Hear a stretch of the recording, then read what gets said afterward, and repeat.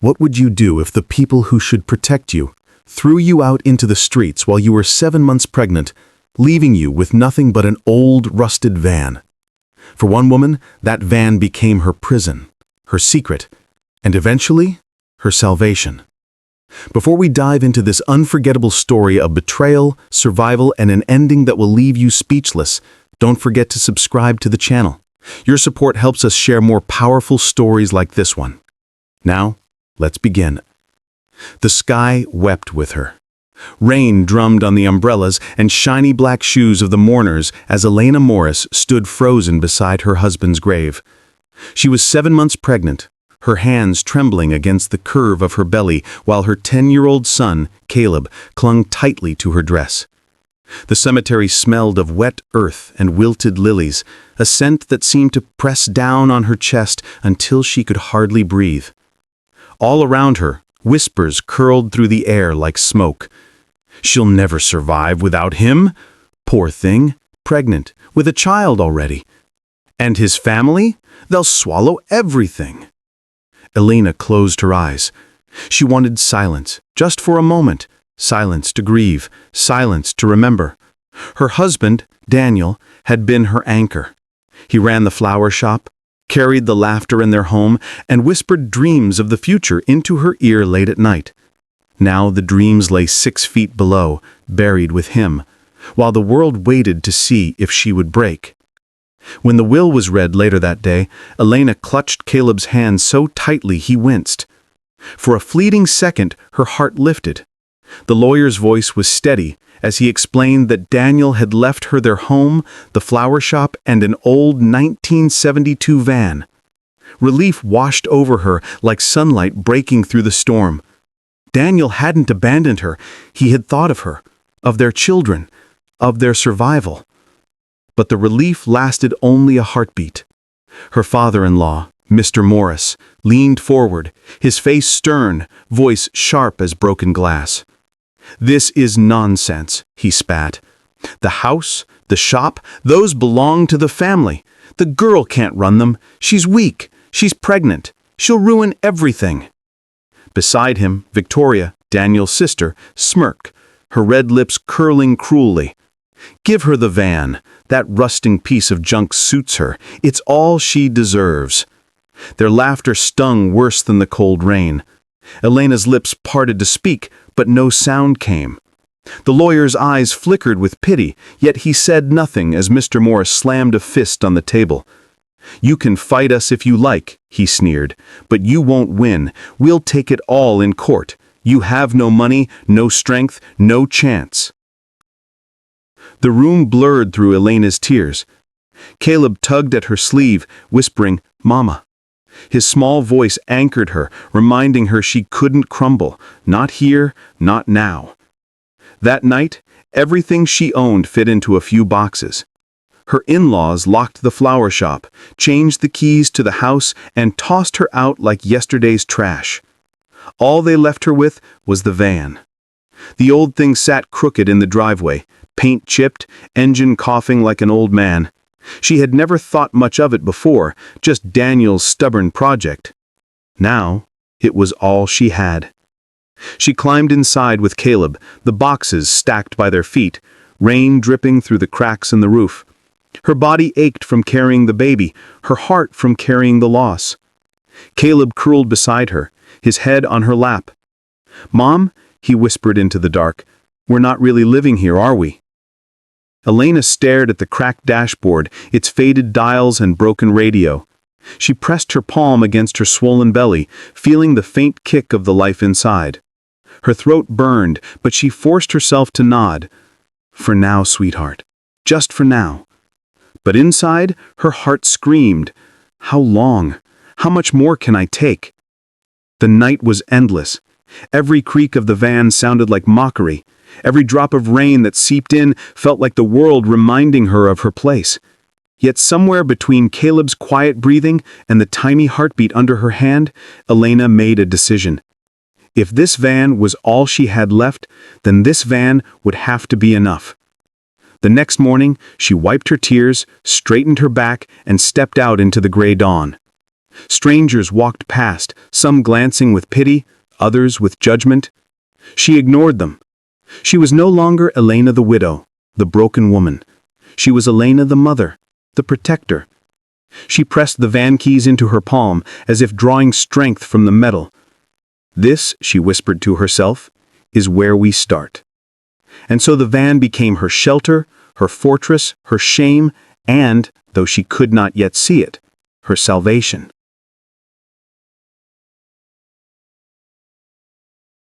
The days that followed blurred together, each one carrying the weight of survival. For Elena, mornings began with the stiff ache of sleeping in the van, her back pressed against cracked leather seats. Nights ended with whispered prayers that her unborn child would not come early, that Caleb would not fall sick, that tomorrow would somehow be kinder. The van smelled of dust and oil, its windows fogging easily in the cold. Still, Elena tried to make it a home. She spread blankets across the seats, used boxes as makeshift shelves, and tucked Caleb in with stories that hid her own fear. She learned to smile when he asked for pancakes, even when breakfast was nothing more than bread and water. Strangers passed by, some curious, some cruel. "Is that where she lives now?" they whispered. "Imagine, once the wife of a shop owner, now hiding in a van." Each word cut, but Elena carried them silently. She had no time for bitterness. One afternoon, as she scrubbed at the van's rusted panels with an old rag, something unusual caught her eye. A strange glimmer, faint but undeniable, flickered beneath the rust. She leaned closer, frowning. The sun reflected oddly on the spot, as though the metal beneath wasn't ordinary steel. Her heart skipped. With trembling hands, she scraped gently at the patch. More flakes of rust crumbled away, revealing not dull gray metal, but a shimmer of gold. She gasped, the rag slipping from her hand. For a long moment, she just stared, afraid to breathe. Her husband's voice echoed faintly in her memory. "This van is our safety net, Elena. Don't ever let anyone take it from you." She thought he had been joking, a sentimental man clinging to a worthless relic. But now, as her fingers traced the golden edge hidden beneath layers of decay, she realized the truth. Daniel hadn't left her with nothing. He had left her with everything. That night, Elena lay awake, with Caleb sleeping soundly beside her. The glow of the discovery filled her chest with both hope and fear. If her in-laws learned the van's secret, they would come for it, strip it bare, leave her with nothing again. She whispered to herself in the dark, "No one must know. This is between me, Daniel, and God." The next morning, she returned to the hidden patch, scraping carefully until she freed a small strip. She wrapped it in cloth and tucked it into her pocket like a sacred treasure. With cautious steps, she visited an old jeweler on the edge of town, a man Daniel once trusted. Her voice shook as she laid the piece before him. "It's not much, but can you tell me what it's worth?" The jeweler's eyes widened. "Madam, this is pure. Where did you—" Elena cut him off sharply. "Don't ask, just tell me." He nodded, weighed the strip, and named a figure that made her knees weak. It was enough to buy more than just food, enough to buy time, enough to buy a chance. With trembling hands, she accepted the money and hurried back to the van, clutching the notes as though they might vanish. That night, for the first time in weeks, Caleb ate a hot meal. Elena watched him devour it, tears streaming silently down her cheeks. Piece by piece, week after week, she sold small fragments of gold. Never enough to draw suspicion, never enough to empty the van of its secret, but just enough to build a life. She bought clothes for Caleb, medicine for herself, and tools to repair the van. Then, with quiet determination, she took her boldest step. In a corner of the marketplace, she rented a tiny wooden stall and filled it with fresh flowers, roses, lilies, daisies, purchased with her secret gold. It wasn't much at first, just a table covered in blooms, but her hands worked magic. Daniel had taught her everything about flowers, how to cut them, arrange them, speak through them. Customers noticed. "Who's the new florist?" people asked. "She makes the most beautiful bouquets." Each coin she earned from the stall felt like a victory snatched back from despair. She poured her heart into every arrangement, tucking her grief into the petals, her hope into the colors. Soon her flowers were more than just decoration. They were comfort for the grieving, joy for lovers, symbols of new beginnings.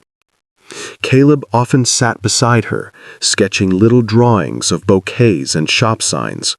One afternoon, he showed her a picture of a storefront he had drawn with bold letters above it, "Caleb and Rose." Elena's eyes filled with tears. "Why this name?" she asked. "Because it's me and the baby," Caleb grinned. "We're your flowers too." Elena pressed the paper to her chest, whispering, "One day, my son, one day." And so, with every hidden strip of gold and every flower sold, the van became more than a shelter. It became the silent partner in her rebirth, carrying Daniel's secret gift that transformed rust into gold, despair into hope. But fate was not done yet. For while Elena's stall began to bloom with life, elsewhere, the empire her in-laws had stolen was beginning to wither. The little flower stall grew faster than Elena dared to imagine. What began as a table in the corner of the marketplace soon expanded into a proper space. With steady hands and a determined heart, she painted the wooden boards herself, arranging flowers in jars and baskets until the stall looked like a burst of color against the gray streets. Customers kept coming back. Some said her roses carried warmth, her lilies peace, her daisies laughter. Others said her smile alone brightened their day. Whatever it was, people flocked to her stall, and with every sale, she inched closer to something she had once believed impossible: stability. When the baby finally arrived, a daughter with a cry strong enough to pierce the silence of her darkest nights, Elena felt Daniel's presence again. She named the child Rose, just as Caleb had imagined. Caleb, now a proud big brother, often sat beside the cradle in the shop, humming songs while sketching signs and flower designs. Months passed. The stall became a shop, and the shop became a small business known throughout Riverside Town as Caleb and Rose. Elena hung her son's drawing framed behind the counter as a reminder of how far they had come. Every petal, every leaf, every bouquet carried the story of her survival. Meanwhile, whispers drifted through town of another story, one less bright. The once mighty Morris floral chain, the empire her in-laws had stolen, was crumbling. Their greed had devoured their wisdom. They overcharged loyal customers, cut corners with quality, and drove employees away with cruelty. Slowly but surely, their reputation rotted like flowers left too long in the sun.